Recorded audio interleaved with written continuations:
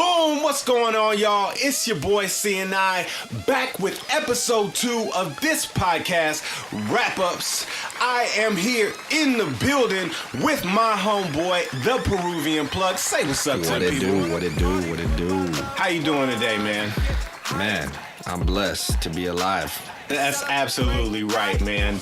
I have had a day, you know. Long week. It's been a long week, you know, but a lot of people are telling me a lot of good things about our first episode, like I knew they would. I have to say, the feedback has been pretty good. I think I thought it was kind of rough, to be honest, you know. Yeah, me too. I think like when we were in the process of it, I was like, oh, I don't know how this is going to come out. But upon listening back to it, it's like we have such a rapport and it's so natural that I think that comes across more than any inconsistencies that we may have thought. True. Shown through, you know? I feel that. And, you know, we're aficionados in this shit. You know what I'm saying? Hip-hop enthusiasts. Absolutely. And I think when you love a thing in that way, it's going to shine through in any medium that you come across with. So, and there's been a lot of different ways to do that. Absolutely. In the last couple decades. Absolutely. Which makes me feel a little old, but wow. but it's such a fantastic. I think we're in such a great space because of the era of hip hop that we came from, how it started out, and like most definitely, and where it's at today. It kind of like shows like you're getting old when you stop liking the current music. You know what I mean? It's like, oh, well, it was only real when I was in high school. It's like, yo, like there's been so much dope music. It's like, I don't. I mean, what's dope? What was dope then isn't dope now. Right. You know, it's different styles. You got the mumble rappers. You got the fucking all the Atlanta styles coming. Like it's totally different. Yeah. You know, and but I love it. I'm a fan. You know, like I really give it an ear. I really sit down and I check it out. And if it comes across with like how they feeling it at the time. Of course. Man. There's many factors to what makes you decide if you're feeling it, too. I mean, can't you remember back when you would go buy a CD, you'd come home, and while you're listening to it, you're going through the credits. You want to know who the production was from. You want to know where it was recorded, when it was recorded. Exactly. You know, all those things. Yeah. All those things mattered. Yeah, because like being a fan in our time when we were growing up, it was like you didn't have instant access to your favorite artist. You didn't have Twitter that you could look up and see what he thinks about something that just happened 10 minutes ago. You know what I'm saying? You didn't get constant updates of what he was wearing or the new Rolex he got. Right. You had to wait until the source came out when it was his or her turn to be in the source and be featured. So or watching like Yo MTV Raps. Exactly. You know what I mean? Which there's nothing like that today. No. Nothing. No. No. And I think that's a major hole in the game right now. I think like if you could get that type of chemistry between two hosts, like CNI and the Peruvian Plug, and you could bring out all the dope niggas doing it right now, that shit would be litty to titty, man. They be turning up, man. Yeah, they be turning up because I mean these young guys, they got a lot of talent, and they really do just need the support of people that's doing it. What I love the most about it is like these young dudes is out here getting their money. You know what I'm saying? Oh, fuck yeah. And if they in a fucked up situation, they not afraid to say it like, yo, I signed this deal, but it's nothing like what I thought. It's all fucked up. I don't want to be in this shit no more. You know what I'm saying? So it's an interesting time, and you know, I'm a fan, so I'm all in. But you know, it's something interesting that we were kind of discussing before we got on the mic is when you first fell in love with hip hop, what was it? So you want to kick it off? That's a tough one, but I can't deny that the Wu Tang Clan had a tremendous impact on, you know, how I felt about hip hop and how, you know, it was supposed to be. Right. Like, this is the real shit. Right. Raw, uncut. They weren't known for their radio hits. You know what I mean? No. They had just the beats, the production, the raps. You know, you had all the personalities, and they were all dope enough to have their own fucking rap careers. You know, like right. It was incredible to follow. And you know what? I don't think that there's been another group like that with that many members that all went solo and had their own careers. Now you had, well, we're on the West Coast too, so you got to remember back when we were trying to, you know, just even share that with somebody, motherfuckers will look at you like, who the fuck is this, bro? Right. Like, if it ain't, you know, Too Short or E40, it's like, whoa, hold up, bro. There's fucking another coast of fucking music. You feel me? It was huge. People had their own bias, and you definitely. knew it, like all the hip hop, all the East Coast hip hop heads stuck together. You know what I mean? Right. Like, they all fucking knew who the fuck Shaheem was, the Rugged Child. You know what I mean? Or fucking Black Star, fucking Most Def, all that shit. Like, you know, and I think like at that particular time, it was like Death Row had made its move, and they were number one in hip hop, and it was like there was just no question about it. Like it is still to this day one of the biggest record labels of all time, not just hip hop. You know what I'm saying? And I think people fail to mention that. It was probably the biggest hip hop label of all time, but it was one of the biggest record labels of all time. Just period. I mean, we don't have to go into just how great Dr. Dre was or how you felt the first time Snoop came out and busted something. And the first time you heard nothing but a G thing or something. It was insane.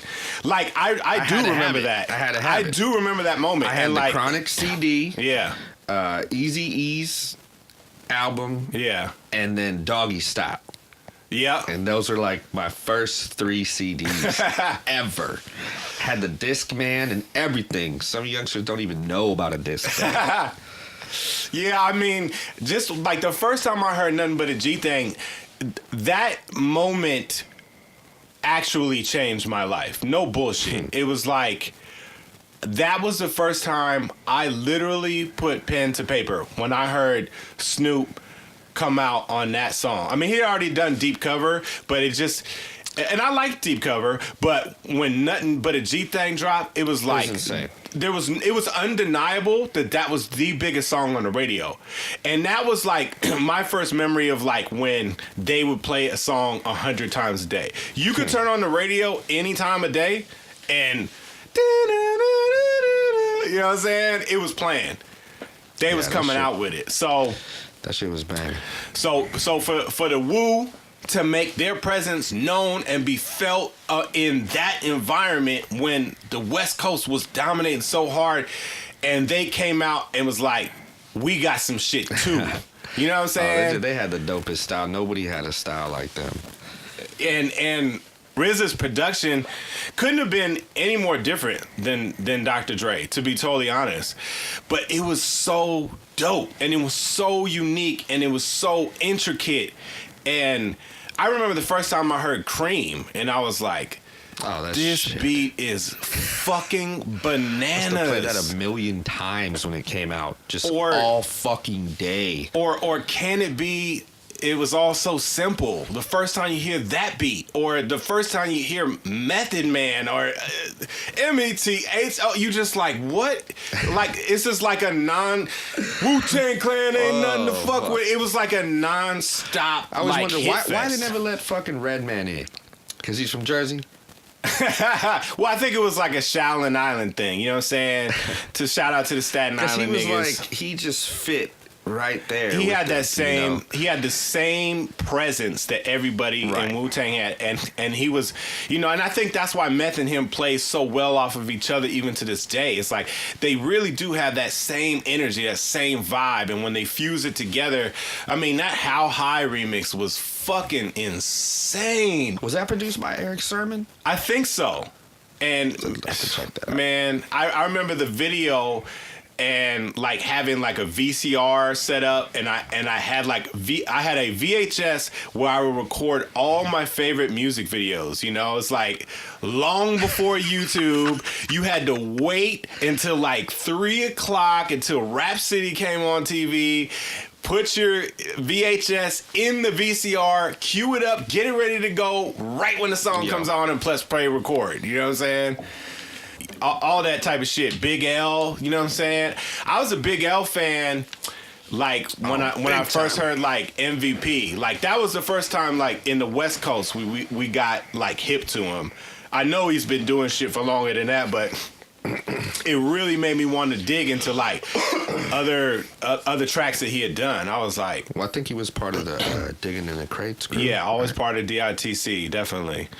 And I mean, you know, as time progressed and Napster came along, then we kind of got the Stretch and Bobbito show things that we didn't get on the West Coast. It was like, you know, can you imagine if Stretch and Bobbito were around in this day and age and were able to like catch niggas as they're coming up now? It's like it was insane.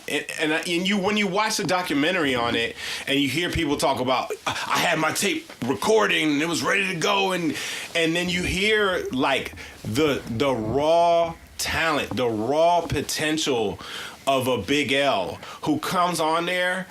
And bro, I've just never heard, even to this day, I've never heard a nigga freestyle like the way Big L could do it. I don't know what the fuck I'm listening to right now, but this is the rawest shit on earth, nigga. He was incredible. He had an amazing flow.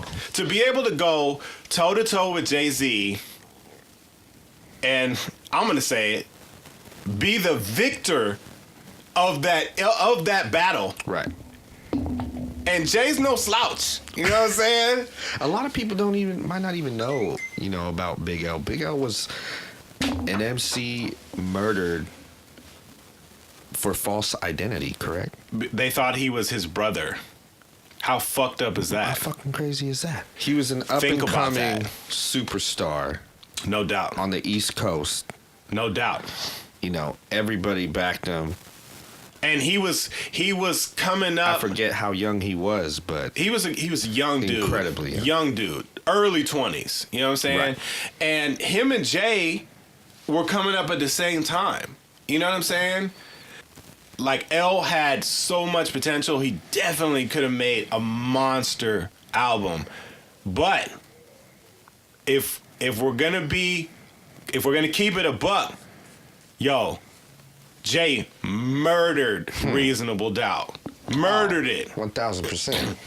I just remember like hearing that joint for the first time and feeling that way, like this guy is gonna be huge. He killed it. He killed it. What's the song with the video where he's riding around in the white Lexus? Feeling It? Oh yeah. Yes, that's it. Incendiary album. Insane, bro. Insane. That was a turning point for a lot of people. Definitely. It was regarding Jay-Z. I mean, well, regarding Jay-Z, obviously, it launched him into superstardom. You know, like he focused so much on the end product. It was like, how can I stand out above everybody else and make shit that is going to essentially be timeless? And I feel like that was kind of his focus and his thinking. It was all about his delivery. Yeah. You know what I mean? Yeah. Like you said, he cared about the final product so much that every word had to fucking roll off his tongue. Every fucking bar had to roll into the next one.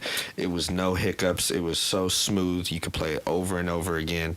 Exactly. And you know, he just had a formula to it. And not to mention, and he grew the capital to hire the best producers in the game. Right. Yeah, he had, you know what I'm saying? He had Primo on his shit. Ski Beats did what's the joint with Mary J?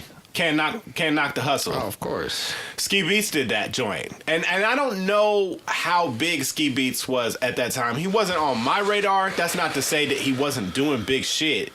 But when he did that beat, I was like, yo, this is tremendous. But at that particular time, still, my favorite MC was Nas.